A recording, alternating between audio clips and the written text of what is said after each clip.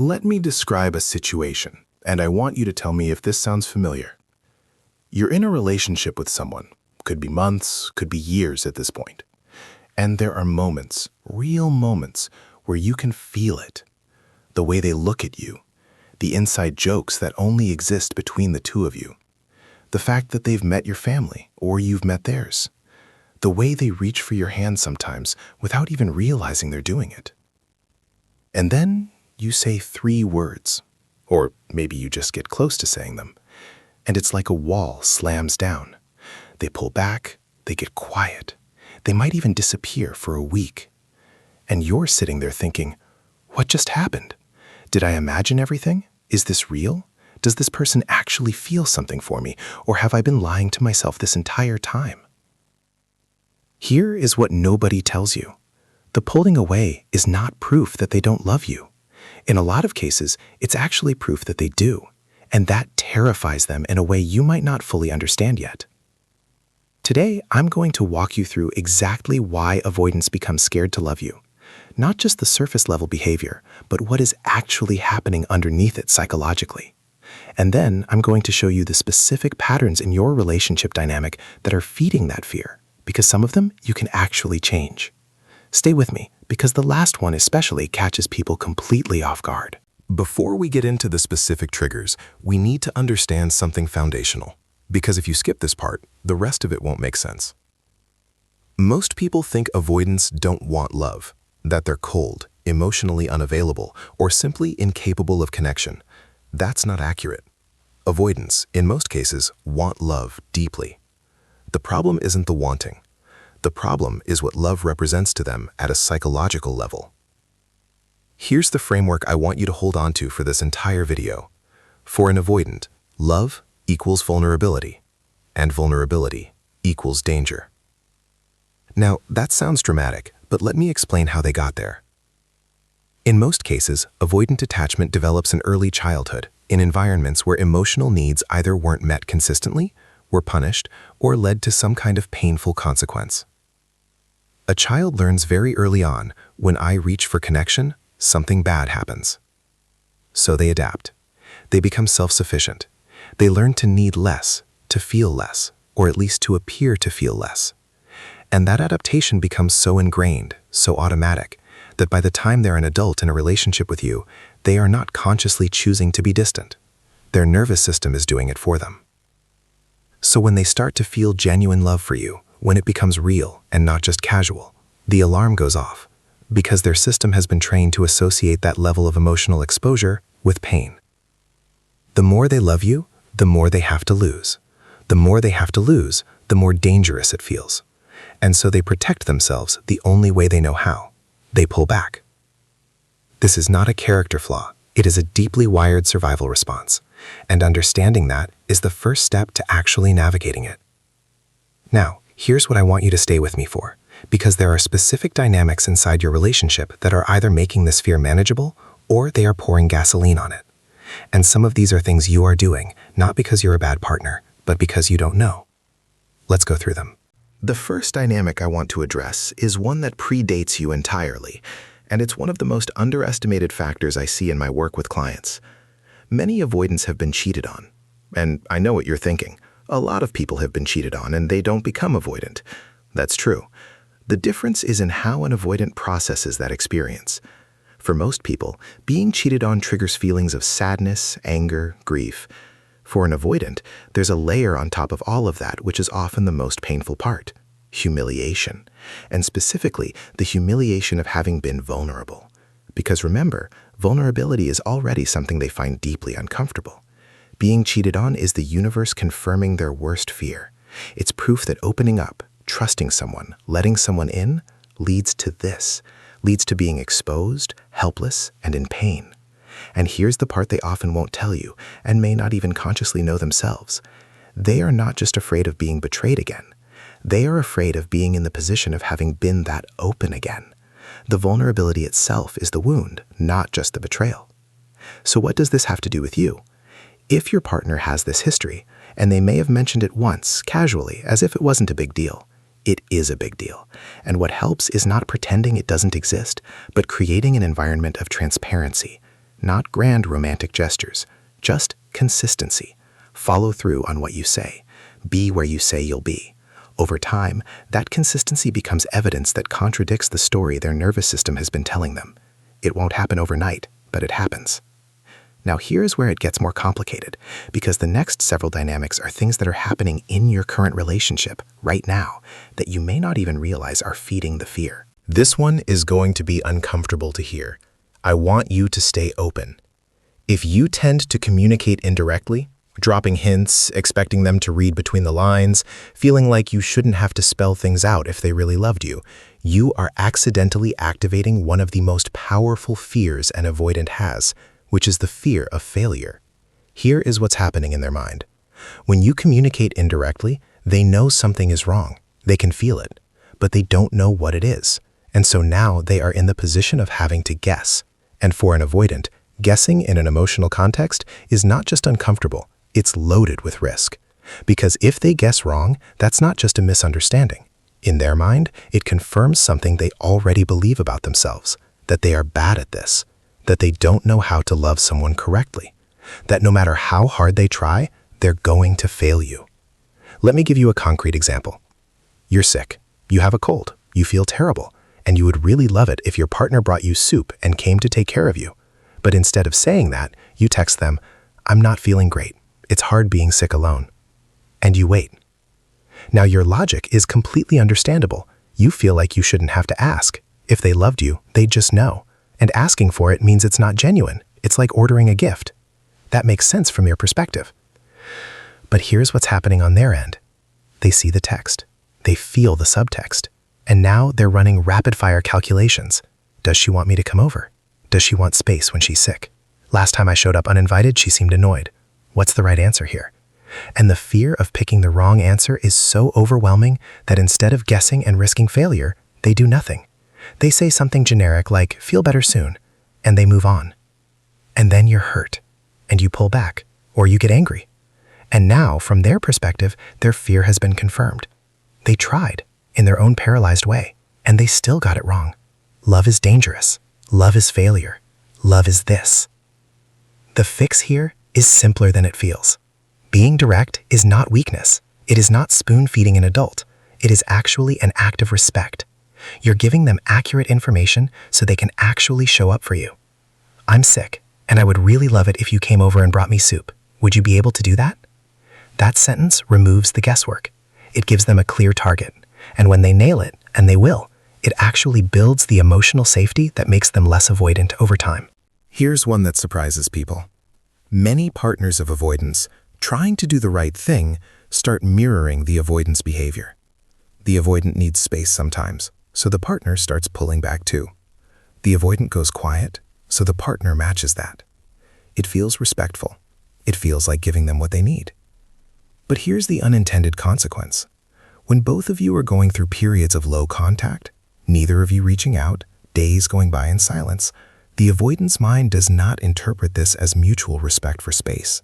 It interprets it as something being wrong.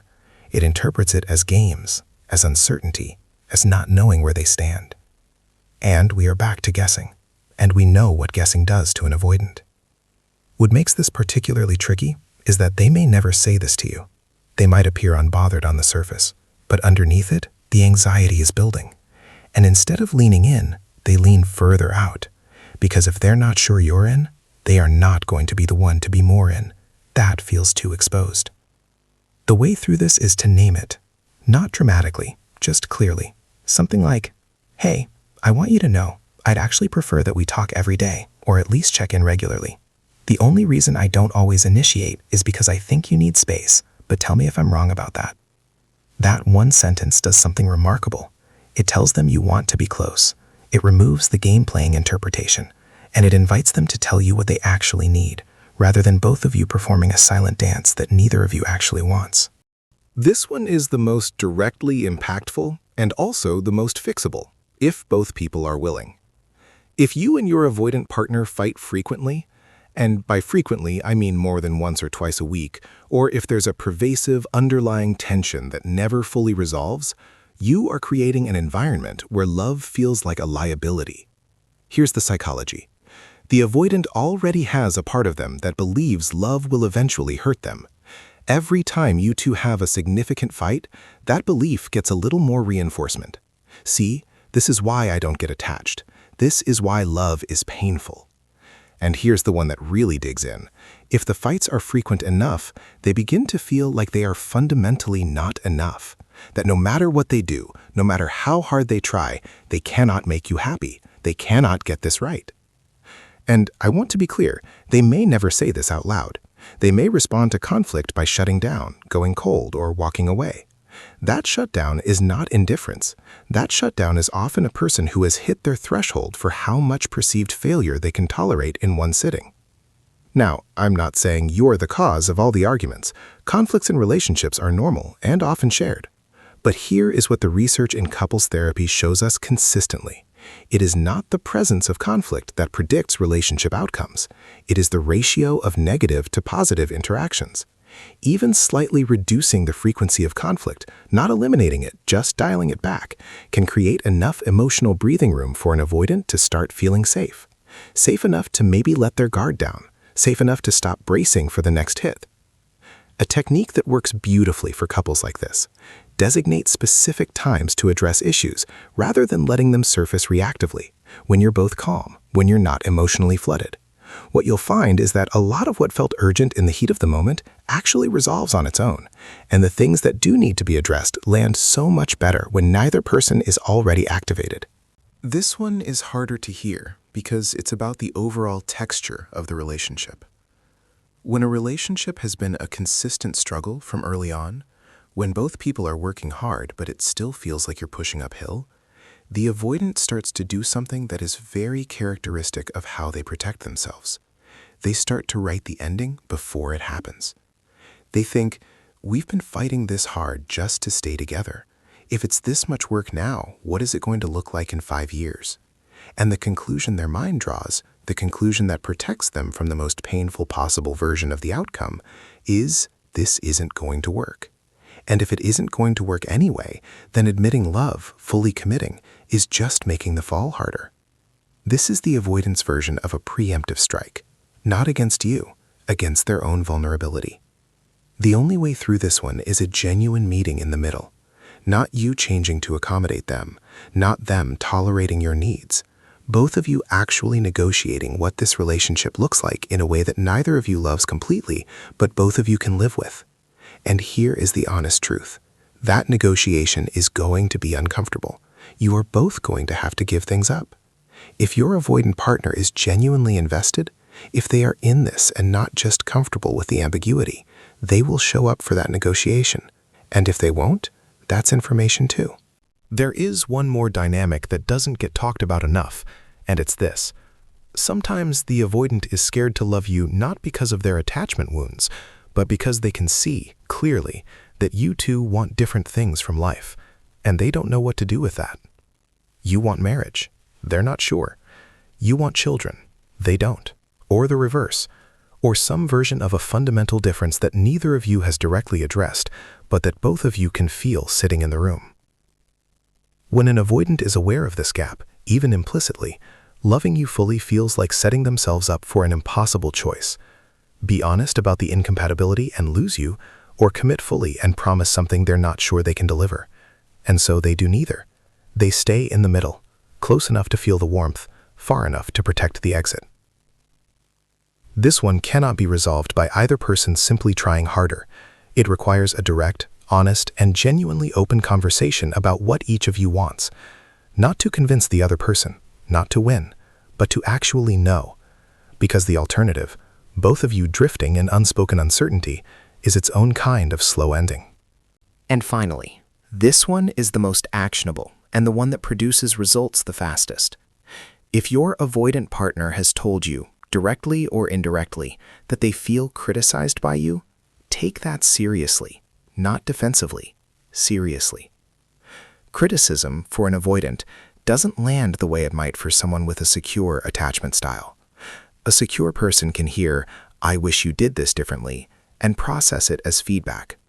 An avoidant hears it and it activates something much deeper, the belief that they are fundamentally inadequate, that they are too broken, too wrong, too much work to be worth loving. And so if the communication pattern in your relationship involves more critique than acknowledgement, even if the critique is valid, you are making it harder for them to stay emotionally open. The adjustment is not to stop having needs or stop communicating what bothers you. It is to lead with recognition before you introduce a concern. Tell them specifically what they are doing right first. Then, from a place of genuine connection, raise what you need. It sounds small. The psychological impact is not small. So, let's bring all of this together. An avoidant who is scared to love you is not choosing that fear over you. In most cases, they are fighting against a very old, very deeply wired belief that getting close to someone is how you get hurt. And every dynamic in your relationship is either confirming that belief or slowly dismantling it. If they've been cheated on before, they need consistent evidence over time, not reassurance, evidence. If you communicate indirectly, they need you to give them a clear target so they can actually succeed at showing up for you. If there are long silences, name what you actually want. If conflict is frequent, create space for de-escalation, not because you're giving up your needs, but because safety is the prerequisite for vulnerability. If the relationship has felt like an uphill battle, meet in the middle, genuinely. If there are fundamental differences you've been avoiding, have the honest conversation. And if they feel criticized, lead with what's good before you bring up what's hard. None of this is about making yourself smaller. None of this is about tolerating something that isn't working.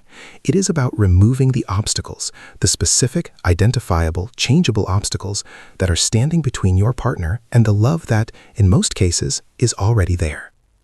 The question was never whether they could feel it. The question is whether they feel safe enough to stop being afraid of it. If any part of this resonated with you, I'd love to know in the comments, especially which dynamic felt most familiar to your situation. And if you found this helpful, subscribe, because this is exactly the kind of content I'm here to create. I'll see you in the next one.